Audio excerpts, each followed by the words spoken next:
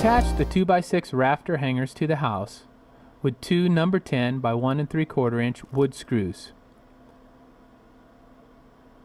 The rafters should lay out 24 inches on center, normally starting 12 inches in for the first one.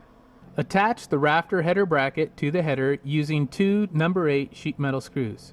For covers that have a projection greater than 10 feet, use 3 screws. The first rafter normally starts in 12 inches from the side, and they are a maximum of 24 inches apart. This may need to be adjusted for covers that have an odd number of dimension, like a 15-foot cover. When you're ready to install the rafters, place the rafter over the 2x6 hanger and then in the rafter header bracket. This will help avoid scratching the rafter with the rafter header bracket.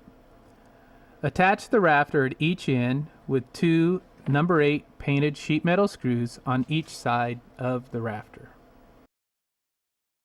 For the lattice tube layout, mark the top of the rafters every 4 inches at each end of the cover. For wide covers, every 4th or 5th rafter should be marked to keep the lattice straight.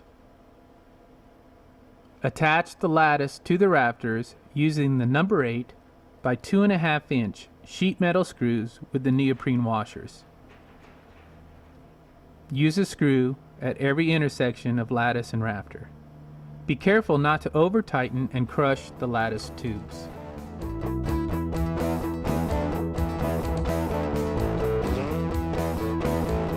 Congratulations! You've now completed all the steps required to construct an AlumaWood Laguna patio cover.